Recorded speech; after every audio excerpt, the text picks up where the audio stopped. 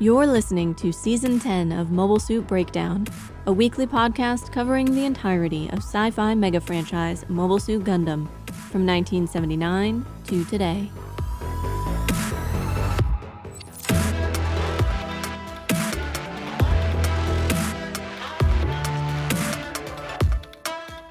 This is episode 10.48, Cleansing Fire, and we're your hosts.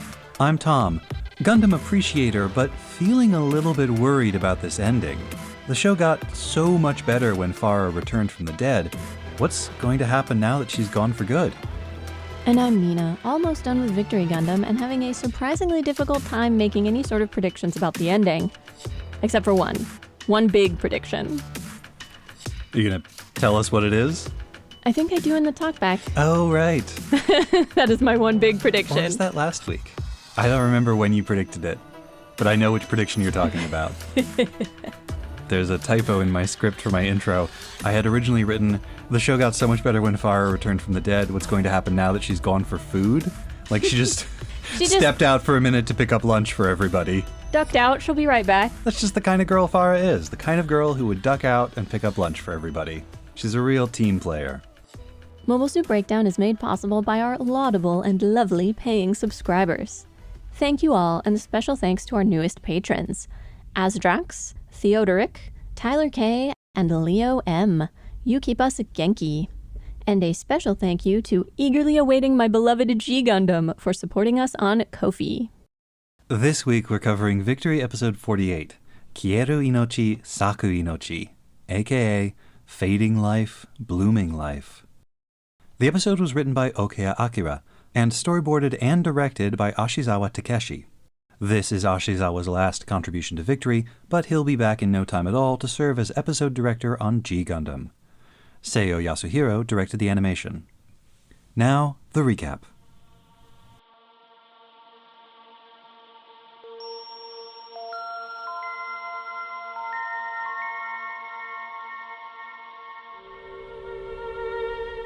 With Shakti installed in the key chamber, the Angel Halo and its escort fleet begin their final approach toward planet Earth. Despite Captain Tassilo Wago's attempted coup and subsequent retreat from the battle line, the Ligue Militaire and Federation combined fleet has not been able to break through. Meanwhile, Uso and his squadron pounce on the retreating Shubaten, Tassilo's flagship. Queen Maria is imprisoned on board, and it's her psychic prayers that have drawn Uso and the others to this obscure corner of the battlefield. He means to rescue Maria. Whatever her crimes, she's still Shakti's mother. But Tassilo, now obviously cracking up under the pressure of battle, refuses to release his hostage. Maria begs Uso to just go ahead and kill them both. Tassilo is too dangerous to leave alive, and she deserves death for her crimes. He refuses, of course, but when Maria manages to free herself from Tassilo's clutches, the Zanskar captain shoots her down with his sidearm, only to be incinerated by the V2's beam saber the next instant. Then, seemingly at the behest of the Queen's spirit, Uso unleashes cleansing fire on what remains of the Shubaten's bridge. Safe and sound back on the White Ark, Uso, Odello, and Tomash rest, resupply, and reunite with their family of friends. Uso senses that the baby Carlman is trying to impart some kind of message, and it doesn't take him long to realize what it means, that Shakti is aboard the Angel Halo. Before they can do anything about it, a message arrives summoning all pilots to the Jeanne d'Arc's briefing room. The Angel Halo has nearly reached the planet. If they're going to strike, they must strike now, and with all their strength. As they make final preparations for the upcoming battle, over on the White Ark, Elisha worries that she isn't contributing enough to the struggle. But Warren is quick to reassure her. Can't she see that she is contributing? Why, by being pretty and smiling, she's inspiring Odello to protect them all. Uso's worried too. He's still struggling to accept his dual relationship with Hangurg. Son to father, but also soldier to commander. Perhaps his life would have been easier had his parents raised him to be a remorseless, war-crazed killer. Isn't that what men are supposed to be? Tools for killing? After all, they can't make new life the way women can, the way Marbet is right now. But Marbet tells him no. Men have another role to play. They can protect the environment in which life grows. That's why they leave home to work, and that's why they go to war. At last, she acknowledges her own pregnancy, much to the delight of the assembled crew. 0 hour arrives for the operation. Shakti re-enters the key chamber, and the angel halo begins to descend, its psycho waves washing over the Earth. The League and Federation fleet moves into attack position, but aboard the White Ark, the kids and Marbet steal one last moment of joy, playing a game of Zero-G Haro Ball, much to the delight of the watching Shrike team. They will join the battle line when they're done. There will be time enough for killing soon.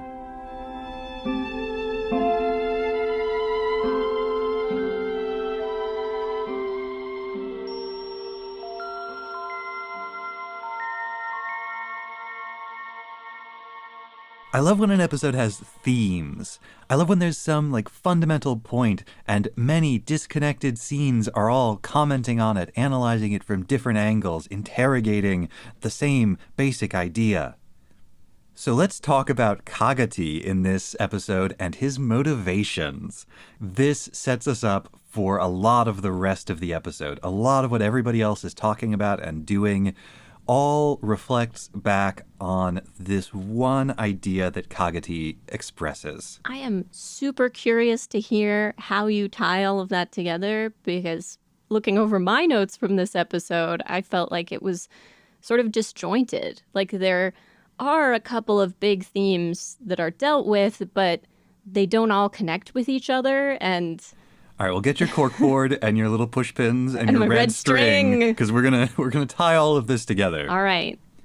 Kagati finally tells us his motivations. He says this to himself, so we can consider it to be at least pretty reliable. That he actually believes it. It's not just a line to convince people. It's not what he's telling Maria. It's not what he's telling Chronicle. It's not what he's telling Shakti or the general population. It is what he says to himself, and at a moment when he feels pretty confident, pretty in control. So this is what Kagati really wants. He wants to restart the human race with a peaceful population. He wants all the people who know only war to kill each other and die. Which is, point one, supremely facile, childish, and naive. Life is not a game of The Sims where when things get too complicated, you just start over with a brand new family.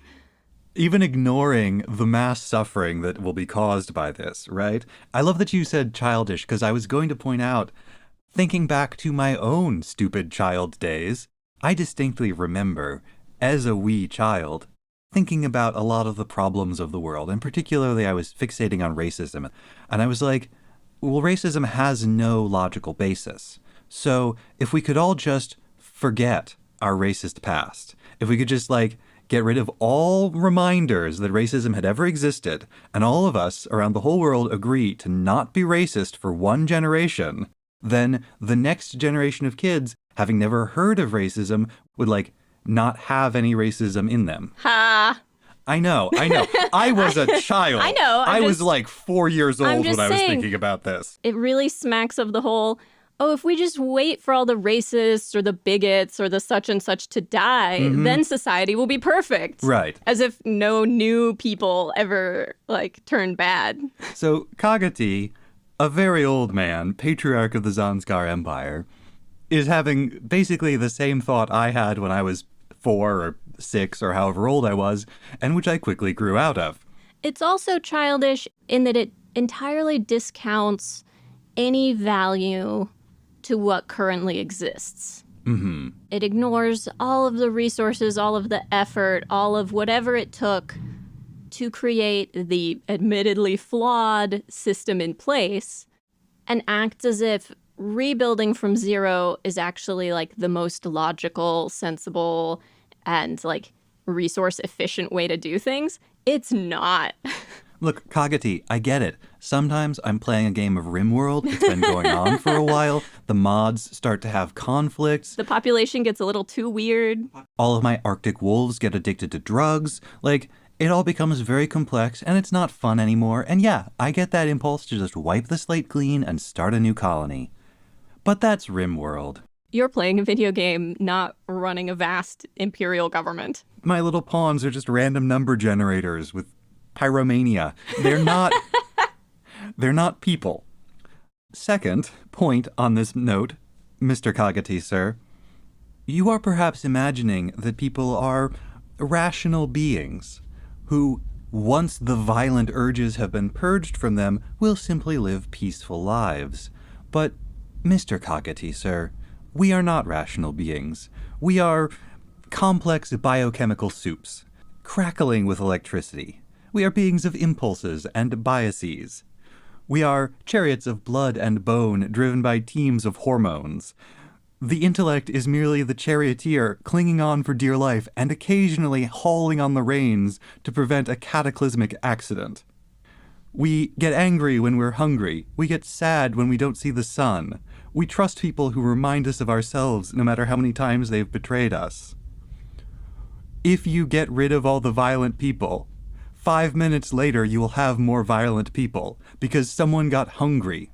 Alternatively, Tassilo wasn't wrong to draw a connection between ambition and a certain violent impulse.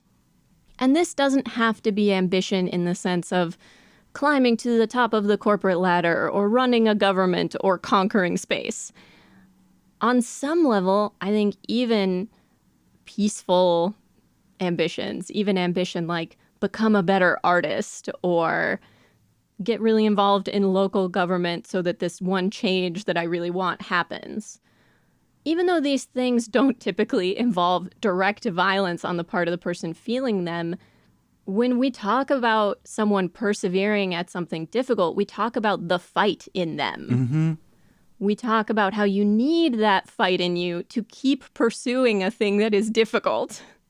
So you could just wind up with a whole population of people who never really do much of anything because they don't have any fight in them. And without any fight in them, there's no reason to pursue your dreams. There's no will to pursue your dreams. And this impulse to simply purify the people without paying any attention to the society, the world at large, will inevitably lead to disaster. Like, one of the things that this episode tells us, and that all of Victory has shown us, is that people fight for all kinds of different reasons. If you pay no attention to the world at large, to the social circumstances, and only work to purify the people, if there's a crop failure and there isn't enough food to go around, will people not fight over the remaining food? Rather than trying to make people better through magic, coercion, force, religion, whatever, the solution needs at least to include making it easier for people to be good by making the world more conducive to human life, to human flourishing, to allowing people to see their ambitions realized peacefully, and to settle their differences without violence. His comments also made me think of his Dark Materials, which, if you haven't read them, are some really great, like, middle grade, like, aimed at middle schoolers books that everyone was obsessed with when I was in middle school. Only the cool kids were obsessed with them, in my experience. But where there is this plot line of one of the groups in the story basically trying to, like, remove original sin from people, but it's actually, like, removing their self-identity and sexuality and rendering them permanent children. Mm-hmm. And the drive from Zanskar to turn the population of the world into permanent children is also a classic impulse of authoritarian regimes. Yeah, because Kagati's whole vision is dependent on, oh, we will make everyone into a peaceful child again, haha, as if that's a thing, and kill off all of the people who know war, except for a select few people who know war and have not been rendered permanent children who will benevolently guide the society forever. That the leaders of Zanskar will be the parents to the entire world. In a way, the main difference between what the League Militaire is talking about with Karlman and Marbet's baby and the hope for the future, the next generation, versus what Zanskar is doing with the Angel Halo is more a question of scale than of intent. And this is like a classic Gundam thing, a classic Tomino storytelling element. If you go back to, say, Zeta, the Titans and the Ayug both wanted the same thing. They both wanted, like, humanity to finally completely abandon the Earth and move into space. They just had very different ways of going about doing it, and different reasons to want to do it. Kagati and Maria are trying to use the Angel Halo to turn the whole world into their children. And at that scale, it's so impersonal, it's industrialized. It's almost a perversion of the, according to the show, very natural instinct to want to bear and raise children. Mm-hmm. And by contrast, Uso is the child with a million mommies, instead of the mommy with a million children.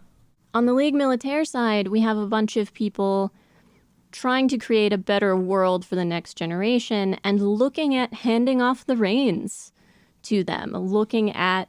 Even Uso, 13-year-old Uso, is like, I'm fighting for the next generation. Right, I'm fighting now in the hope that Marbet's baby won't have to.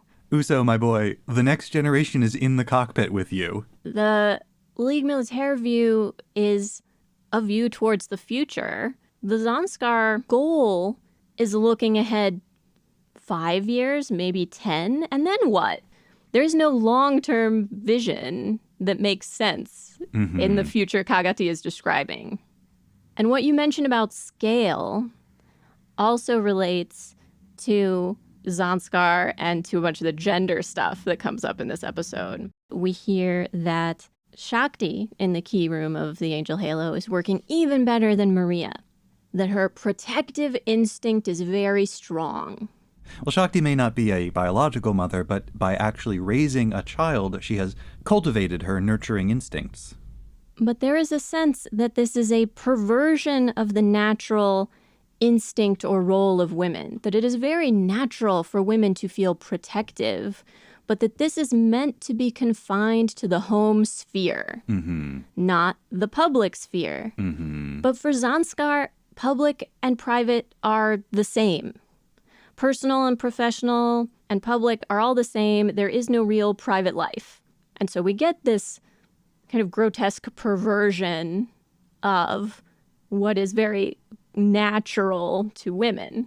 The show also says it is natural for men to desire to protect their families and to express that by going out into the world, going to work in an office or a factory, or going off to fight in war to defend, again, their families.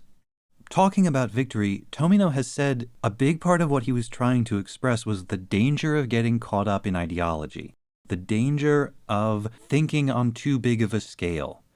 That when you become seduced by these big ideologies, the scale of the harm you can cause is so grand, and your own familiarity with what you're doing, with the harm you're causing, is so limited. Right. You don't necessarily see the harm you cause. You are not in a position that the people you harm can come up to you and be like, hey, that was awful. Why did you do that to me? Right. You don't see the people you're killing. Kagati won't see all of the people who he is reducing to infants. All he sees is the key chamber and Shakti. It's all sterilized. And if he thinks about it in these very abstract terms, then he never has to feel what he's doing. Versus the alternative to that, as Tomino says, is to focus only on what you see and what you feel, what you know intimately, personally, in your body. If you remain there, then you are limited to, as he says, one person, one kill. That you're less likely to do harm because you're more familiar with what you're doing, the consequences of your actions. But even if you do cause harm, and we all cause harm, there's no avoiding that. There's no living without causing harm. The scale of the harm you can cause is also limited. Simply that you shouldn't be in a position to order the deaths of people you wouldn't personally kill yourself, among other things. And that you should not accept orders to kill people who you would not yourself kill without those orders. Uso using a little pocket knife to cut down a sapling is very different from destroying a forest with a bomb. Scale matters. We all go through life causing harm, but we hope that those harms are small enough that they can be outweighed by the good we cause. And on some level points to human hubris that we think we can predict the outcome of really big actions, even though in a lot of cases, especially in wartime, we really can't. Mm-hmm. But this is the same hope for the future, that the actions we take today will create a better world for the next generation. That's the same hope that drives Marbet when she talks about wanting to raise her future child properly, wanting to raise her future child to be kind, like Uso is kind. And in contrast to Kagati's vision of the future, Marbet imagines a child who can, like Uso, fight and kill if necessary, but who is not innately drawn to violence. And Uso mentions, and I found this so poignant, that if his parents truly did raise him to be kind, it was cruel of them. That his kindness and sensitivity make the life he is having to live now really hard. And although she doesn't expand on it, Marbet describes them as perhaps having even higher and more ambitious ideals than Uso realizes. And that if they were just raising him to be a soldier, if they were just raising him to be the perfect killing machine, they wouldn't have bothered to make him kind. But they had a bigger dream for him. They had bigger ambitions for the next generation and for their son. Raising him to be kind in that way is how they make the world better for the next generation. This is also why that scene of the kids playing Haro Ball is so important. They have to remember that they're not just soldiers. They have to be soldiers. They've gotten used to it. They are, as Odello and Tomasz talk about, stained by their experiences. But they have to remember that they're more than soldiers. They have to remember that they're also kids. And after the war is over, they will be something else.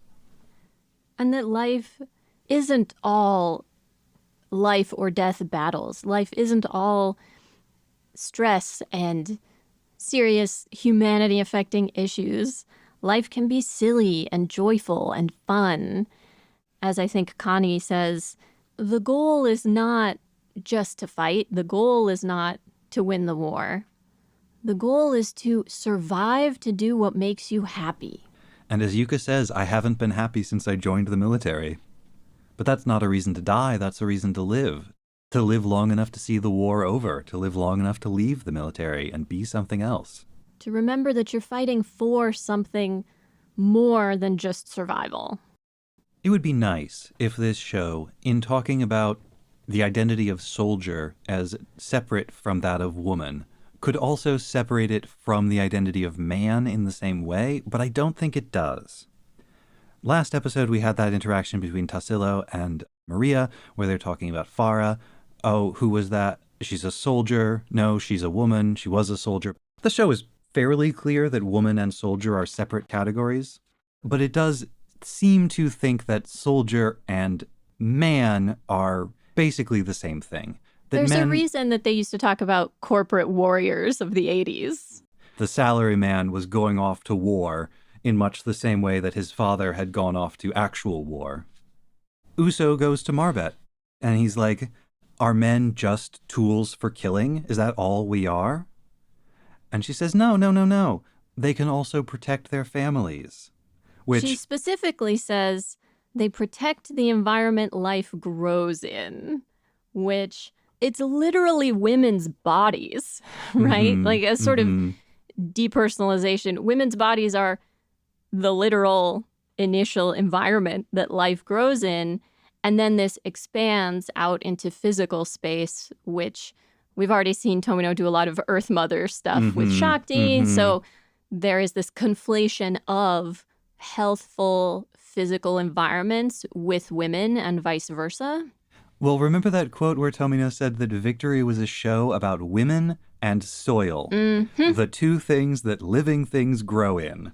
And the opening narration mentions that Uso was only able to defeat Farah because Marbet is pregnant, and Marbet's pregnancy, which controls much of the battlefield, something men know nothing about, because women and their bodies are the battlefield. Hey, that was the name of the prior episode. Also, when Tassilo is talking about his intentions for Maria after kidnapping her, he says he wants to create a mother empire, a haha teikoku, like the mommy state. The conflation of those two terms feels weird, but makes complete sense. That not only is the earth a mother, not only is the battlefield a mother, the state, the empire could be your mother. And in a way, the Angel Halo and Zanskar generally transgress this gender boundary. Like, the protective instinct in women is natural when it is confined to the home sphere. The public sphere is where men express their protective instinct. When women express their protective instinct through the public sphere, it becomes this like grotesque, horrible thing. And that brings us back to all of those Zanskar dyads, your Pipinidens and your Tassilos, where the man stays at home, which is to say on the warship, on the mothership, while the woman goes out and fights, goes into the office, goes to do battle. They're all gender transgressive, and so of course that means they're evil. And they must die. This even comes up with Chronicle and Katajina. So here's the thing I've realized about Chronicle. Chronicle doesn't actually want to be in charge of anything. He feels like he's supposed to. He's supposed to want power. He's supposed to scrabble for position and try to take control of things. But he undercuts himself at every turn. When he is about to take off in his own mobile suit to join the fight and Katajina stops him, I got some strong potential buyer's remorse from Katajina in this scene when she realizes that Chronicle's ambitions may not be up to her standards, that her ambitions may exceed his. And I think he's just reached the limit of his potential. There's no shame in that. Everybody has a limit somewhere. There's no shame in being satisfied with your lot in life. But he's so bad at scheming. He's so bad at scheming. He is not prepared. I think it's because he doesn't really want it. Maybe. He seems to really relish the idea of taking control of the Angel Halo and rendering Kagati and Sugan as like small bean little babies. But that's personal. That's because he has personal beef with Kagati and Sugan. That's not because he wants to be in charge of Zanskar. Right. And if he really truly wanted this, again, you had the best possible opportunity to take control of the Angel Halo 20 minutes ago when you were on it with Shakti and Kagati was off balance and you had all your guards there with you. Come on, man. You don't have a real plan. And when Katajina says that she wants him to show her his true strength, well, she thinks it to herself.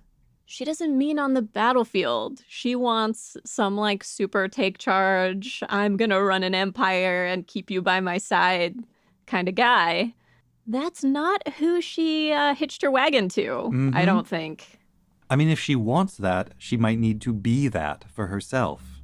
But Katajina would rather prod and browbeat and Lady Macbeth Chronicle into doing it than do it herself. Mm-hmm. Lady Macbeth is a very good comparison. Because on some level, Katajina is less gender transgressive than the other women on the Zanskar side. Mm-hmm. She wants him to be more ambitious than her. She still wants a public role. She wants to be an active participant in things. But in her view, he's supposed to be the one with the plans. He is supposed to be the one with the grand ambitions. And she's supposed to be the one supporting that. Not her with all the ideas, like prodding him on and corralling him into doing the right thing. Mm-hmm. Right thing. Oh, I did want to ask, he calls it a rig, Kantio. Is there at some point a switch between rig and rick? Or are they actually different things? There must have been, because the rig shako is the equivalent of a rick shako. That's what I thought. I remembered the Rick Diaz, and I was like, wait, rig? I assume it's just a linguistic drift over time.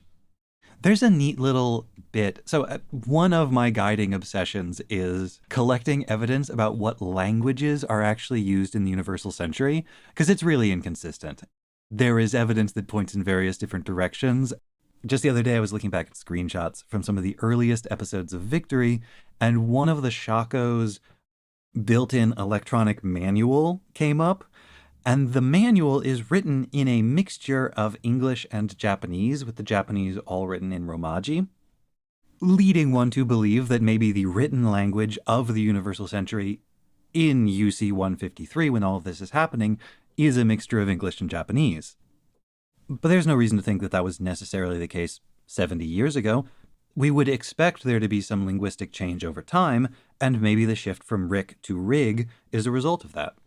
I think it was for the purposes of the podcast. I can't remember now. But at one point I was looking into basically how isolated does a population need to be and for how long to start developing significantly different linguistic like tics or pronunciation. Mm-hmm. And it turns out it really doesn't take very long. Mm-hmm. They investigated this with Antarctic researchers who were doing like 6-month work periods out there or something like. And that by the time those 6 months are over, that group of people who have been together for that 6 months have started to develop what linguists might call the beginnings of like an accent or a subtype of their spoken language. We know that all the way back in UC 79, there was a Xeon accent. Maybe there's a Zanskar accent. Maybe the Zanskar accent replaces the hard K sound with the G. G. Anyway, before we got off on that little digression about language, we were talking about gender transgression on the Zanskar side. Let's now look at the other side of the battlefield, look at the Ligue Militaire, and some much more conventional gender roles. Because the relationship between Uso, his dad, and Marbet looks a lot like a conventional nuclear family, where the father is stern and distant, he's more in the world, he goes out to the office, and Marbet is left to look after Uso's emotions. Uso has this interaction with his dad that leaves him feeling torn up inside, and it falls to Marbet to then explain to him what his dad is actually feeling inside. This goes all the way back to, gosh, was it the Zeta? When Mirai or Bright is expressing this idea that it's a mother's responsibility to kind of like best represent her husband in the home while he's out in the world. It was Mirai. And that is basically what Marbet is doing for Hangerg here. Ligue Militaire has this separation of public and private that Zanskar doesn't really seem to have. And Uso, as a young man who is in the process of becoming an adult but is not quite really an adult yet, doesn't totally understand the code switching between the two. When he makes this public apology for not saving Maria, he's trying to do the like public version of a kid asking for reassurance, of a kid saying like, I feel really bad about how this happened. I feel really miserable. Can you comfort me? Mm-hmm. But he can't do that. But at the same time, like, the Ligue Militaire doesn't care that Maria is dead. As Mubarak points out, oh no, morale is up, dude. Yeah. Like, They give him the public version of comforting him. right. Hangerg, after Uso has said this, says, all pilot performance has been exceptional. That is the closest he can get to singling out Uso for praise in this scenario. Mm-hmm. But Uso doesn't understand that. Mm-hmm. And Marbet has to be the one to say, he was praising you, kid. When he calls out to Hangerg in the hall, he wants his dad, Hangerg, but he gets his boss, Hangerg. Mm-hmm. And you can tell that he's realized that because of his dad's demeanor, because he kind of, his posture and facial expression and the way he speaks change. But he really wants his dad, not his boss right now. Mm-hmm. And Hangerg doesn't give him that. He was so pleased in the prior episode when his dad came to rescue him. And the thing Uso needs to learn is that he is never going to get what he is looking for from his dad's words. He needs to decipher it from his father's actions. Because Unless his father's... maybe, like, when the war is over, or if they could, the two of them, have a private, truly private moment, he could maybe have that. 30 years from now, when Hangerg is retired and Dandling his grandkids on his knee. Uso and his father will go out fishing on the lake, And over the course of 6 hours or so, they'll say the 20 most intimate words that the two of them have ever exchanged. They biting today? Can I talk about the thing that I really disliked about this episode? On a craft level? Oh, interesting. On a craft level, eh? Yeah. I realize I'm skipping over the thing I really disliked about this episode on a Thematic level, which is the gender of it all. Like, because this one really felt like a step backward. In so many ways. Because the corollary to that, like, oh, are men just killing machines? No, they can also protect their families. The corollary to that is Alicia talking to Warren, and Alicia being like, gosh, I feel so useless out here. And Warren saying, no, you're not useless. You just, if you smile and look pretty, you inspire men to do violence on your behalf. See, you can participate. You can hand out the lunches. The Klansky sisters, both of whom have had pretty active roles in the fighting up until now, suddenly being relegated to move some boxes around, smile at the boys, feed them lunch. Yeah. I don't know who needs to hear this, but I do know it's a category that includes both Warren and Alicia. Operating a warship is still fighting in battle, even if you're not piloting a mobile suit. And the idea of women's primary importance in the public sphere being that they motivate men is so gross. And the idea that this is supposed to be, like, reassuring to Alicia. Or empowering in some way. Warren, how dare. Where are you, Okeya Akira, writer of this episode? I just want to talk. To now continue that trend of complaining about Okeya Akira, writer of this episode, I have some serious complaints to raise on a writing, craft, and plotting level.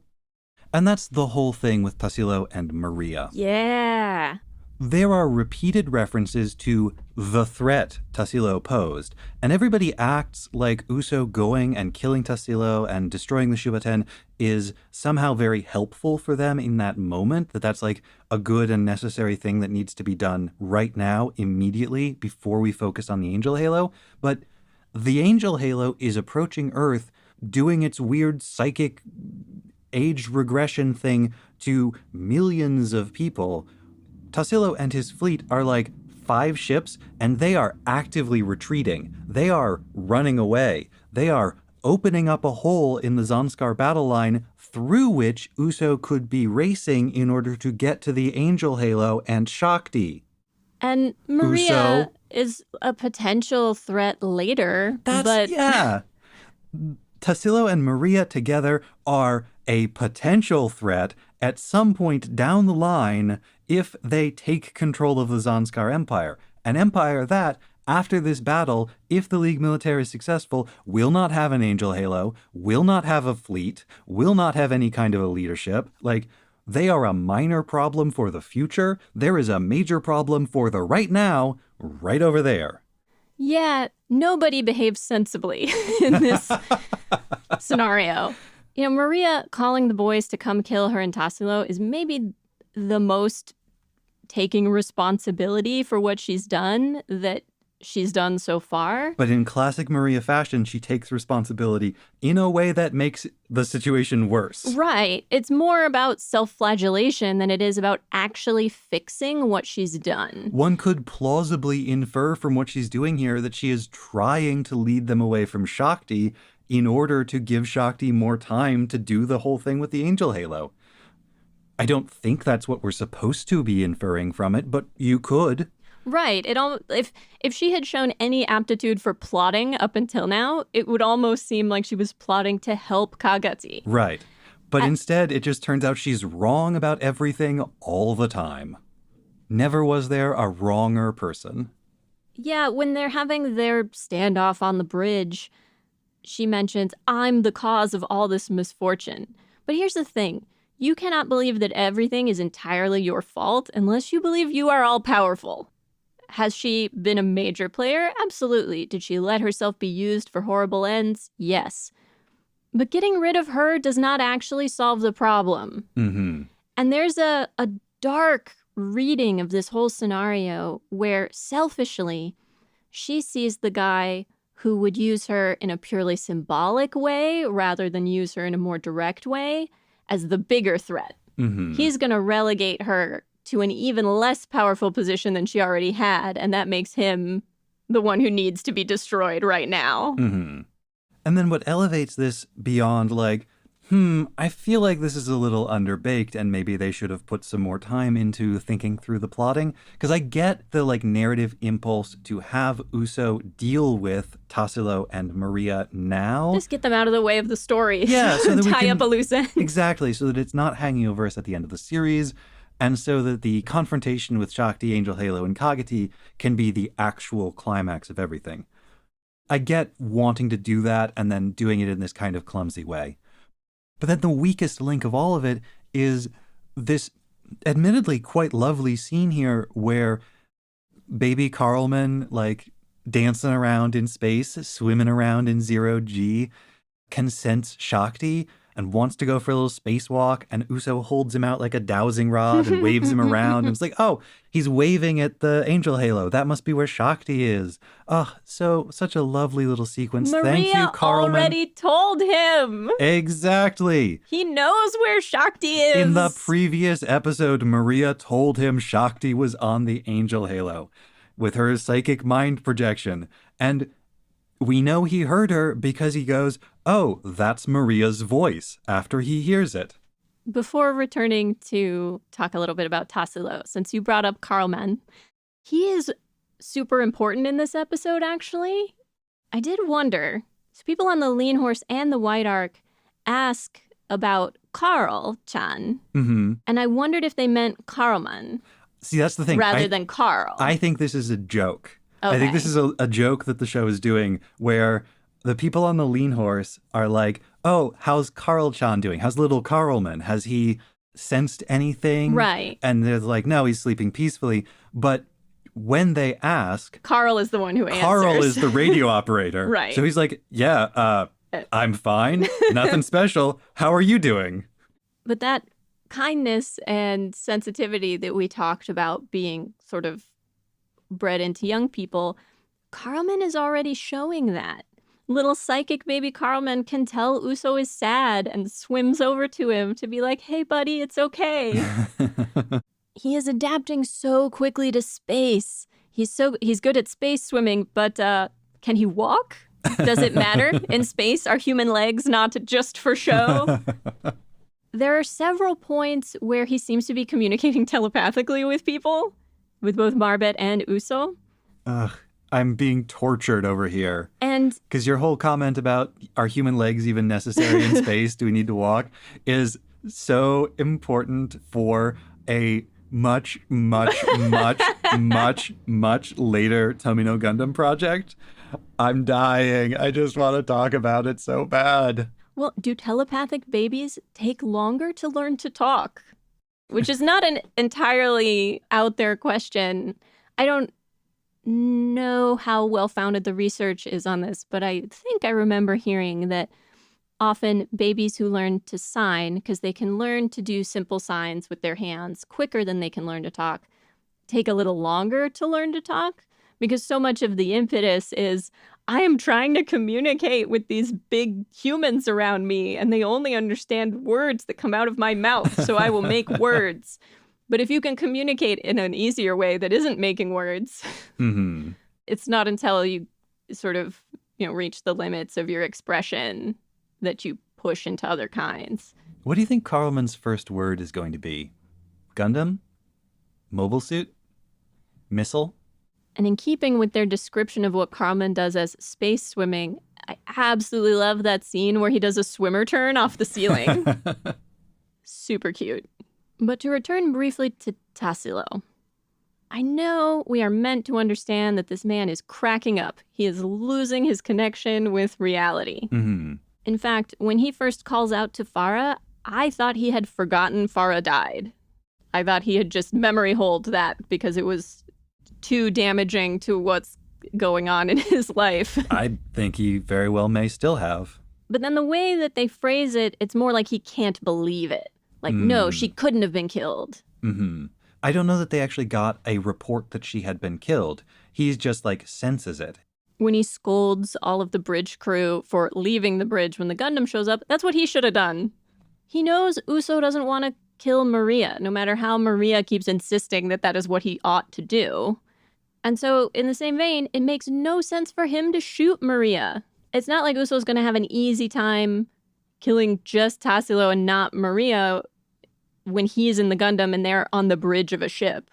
It makes no sense for him to shoot her. Very little of the Tassilo arc makes sense, and I think you just have to accept that they really wanted it to play out this way, and they had to force the plot to make that possible. They do animate the scene really beautifully. The blood sprays off Maria almost look like translucent light, like the color of a beam saber or the color of beam light on the battlefield.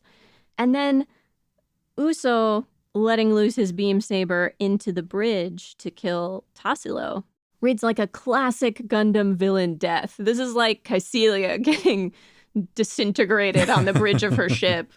I'm sure there are other examples, but... I was thinking of 0083 when Shima kills Delaz, and then Gato fires the claw of his mobile armor into the bridge, with Shima just barely escaping. Like, this is what happens to enemies. They get obliterated on the bridge. Then when Maria's spirit, supposedly lingering, tells Uso to burn her body. Burn it all. He says to purify. The concept of fire as something that can purify is widespread. Mm-hmm. Makes total sense. But there's a bit of a pause there before he talks about fire as purification.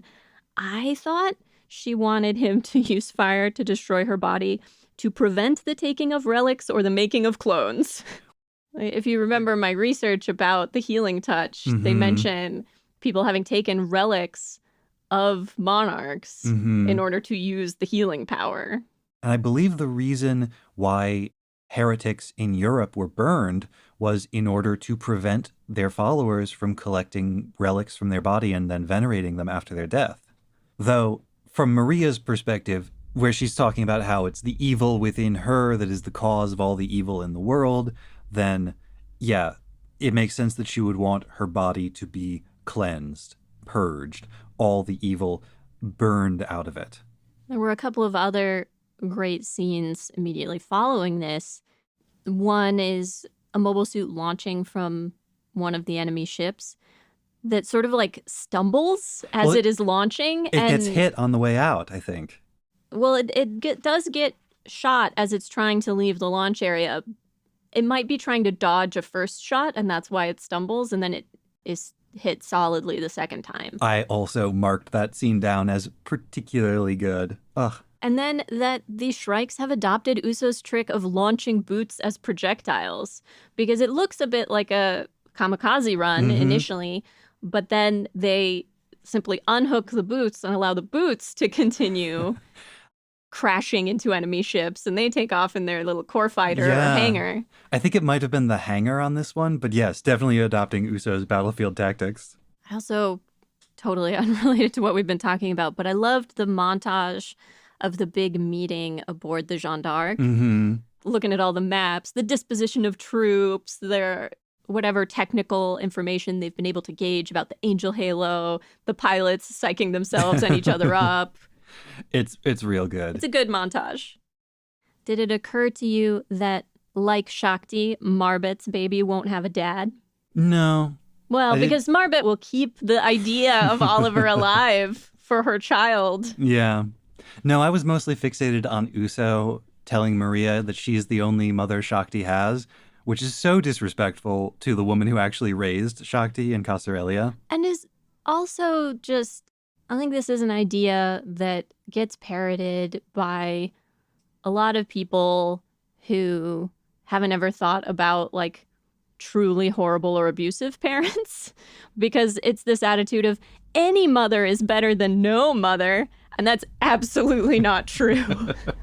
We'd like it to be true, but it's not.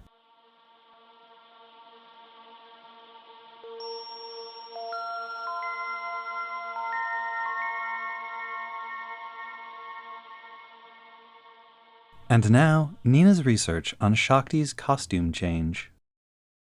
In the previous episode of Victory Gundam, something significant happened that we haven't yet discussed at all. Shakti appears in a new outfit. This isn't Shakti's first costume change. She begins the show in a sort of generic European country wear. Red, full, mid-length skirt, yellow turtleneck sweater, and brown jacket. Once picked up by Zanskar and recognized as Queen Maria's daughter, and therefore a princess, the silhouette doesn't change much, but instead of a sweater, she wears a collared blouse with a brooch or necklace, and the skirt and cardigan, or jacket, are in a matching pale green. Her simple hair tie is replaced by a large red bow. But after Maria is taken by Tassilo Wago and Chronicle leaves Shakti with Kagati, there is a more dramatic change to her costume. The top looks like a simple, long-sleeved shirt or jacket with a stand collar and fastening down the front. The bottom appears to be some kind of wrap skirt tied at the front and draping so that her lower legs are visible, her legs being clad in something like black leggings or tights. The rest of the outfit, down to her little slippers, is yellow. In fact, it's a specific shade one could call Lala yellow. There's always been a bit of it in Shakti's outfits, but now it is the color, and is likely meant as a reference, meant to draw a connection between these two South Asian new-type girls, separated by nearly 100 years of UC history. And perhaps the change from a more multicolored outfit to one dominated by Lala yellow is also a visual signal of Shakti coming into her own, growing into her power, becoming an adult. But the other thing that struck me about Shakti's costume is that parts of it looked familiar. It's very evocative of certain South Asian garments, though I couldn't have named the specific ones off the top of my head. That's where a bit of digging helped. The top resembles a number of similar types of shirts and jackets, such as Achkan, Shawani, the jacket of a Jodhpuri or Bangala suit, or the famous Nehru jacket. Notably, these are all men's garments, and in their standard form, these jackets would extend at least to the hip, mid-thigh, frequently to the knee. The tights are easy. These are most likely meant to be churidar or churidar pajamas, a kind of tightly fitted trouser, usually worn with a long overshirt or tunic, and sometimes worn under skirts. They're a more unisex garment. The wrap skirt most resembles the dhoti, a long cloth wrapped around the waist and legs, and described by one source as the men's version of a sari. While an actual dhoti would be tied in a more complex and secure manner, including the cloth passed between the legs to make a sort of loincloth or trousers, it is, to my mind, the closest in terms of the garment's shape and the drape of the fabric. As in any culture, these clothes have very specific connotations in terms of wealth, class, occupation, religion, and so on. In her book, Clothing Matters, Dress and Identity in India, author Emma Tarlow describes the dhoti as having backward associations among both the British and elite Indians, and being associated with the lower classes and with poverty. Yet there were times in the 20th century when wearing the dhoti was a means of expressing patriotic sentiment. Worn without a shirt, as Mahatma Gandhi famously wore it, the dhoti became a symbol of Indian cultural identity, solidarity with and support for the rural poor and local cloth making, and resistance to colonial rule. Due to its association with Gandhi, it could also evoke his political and ethical causes. In this case, perhaps his use of nonviolent resistance. On the other hand, the Achkan, or Bangala jacket, an earlier, longer version of what came to be called a Nehru jacket, was associated with well-educated upper-class men, elites of Indian society. But even then, it was an assertion of Indian cultural identity and a rejection of colonial rule. Tarlow cites an official note from early in Nehru's term as the first Prime Minister of independent India, in which he advised those in high grades of government office to steer clear of European clothes which mark them out as a privileged, denationalized, and out-of-date class. And the garment's association with Nehru, an exceptionally popular, admired, and charismatic figure, even gave it international currency.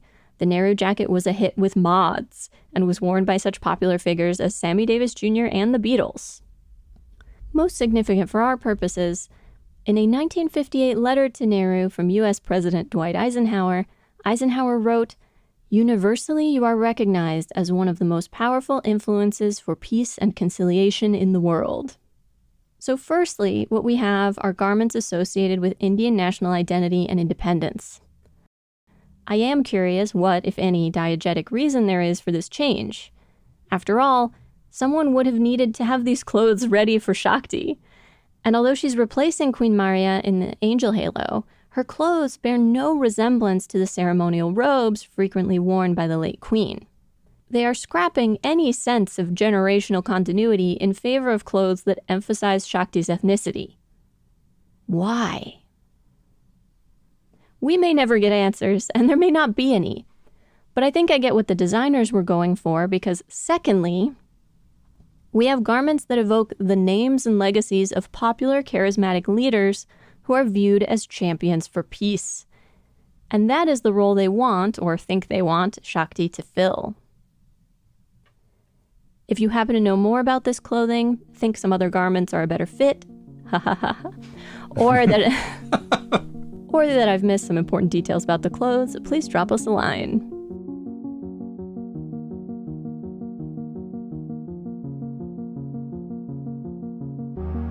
Next time on episode 10.49, In Hoc Signo Vinces, we research and discuss Victory Gundam episode 49 and the final showdown.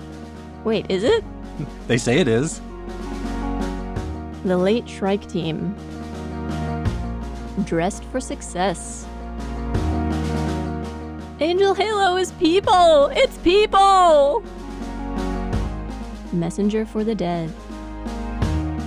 Women, women, why women? Ring Cycle. Bikini Commandos. One weird trick to defeat the Gundam. What am I watching? And Haro saves the day. Please listen to it.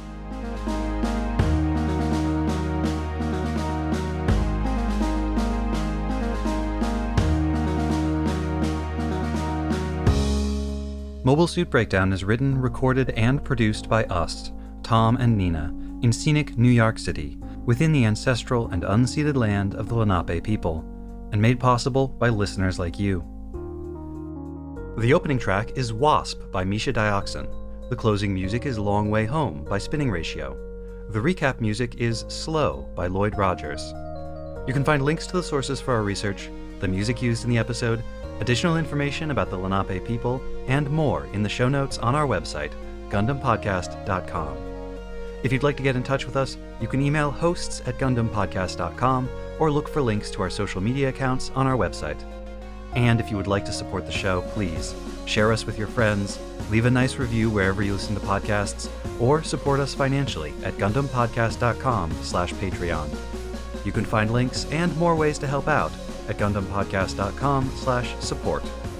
Thank you for listening. There are a lot of wrong Gundam opinions out there corrupting the fandom. Wrong opinions like, I wish someone had been there to teach Uso that men don't just have to be killing machines or protectors of the environment in which life grows. As a man, you have so many options. Like, you could be a podcaster. Or you could be a YouTuber who makes podcasts on the side. Imagining a truly cursed version of the Universal Century, where Uso starts the Universal Century version of the Joe Rogan Experience. Why would you put that image in my head? What's wrong with you? Inviting various figures from the Universal Century on to talk about their views on gender with co-host and producer Haro.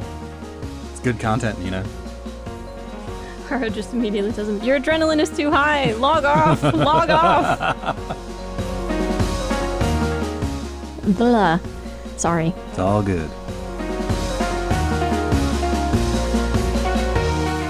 Separated by over 100 years of UC history. That might not quite be right in terms of numbers. Nearly 100 years of UC history? I never remember the timeline. 79 to 53? Almost 100 years of UC.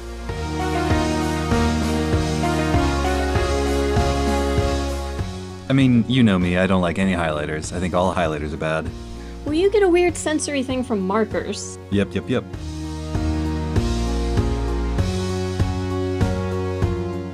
Tom was a very cute baby, in case you were wondering. And I'm a very cute adult. I'm not sure cute is the first word I would use, but you are certainly nice to look at. Thank you. I think the first words that would come to mind might not be appropriate for the podcast. What, handsome? We can't say handsome on the podcast.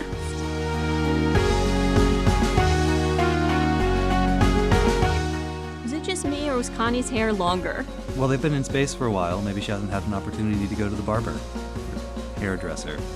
This is Tomino's Gundam, Tom. She definitely goes to a hairdresser and not the barber. Yuka might go to a barber, though.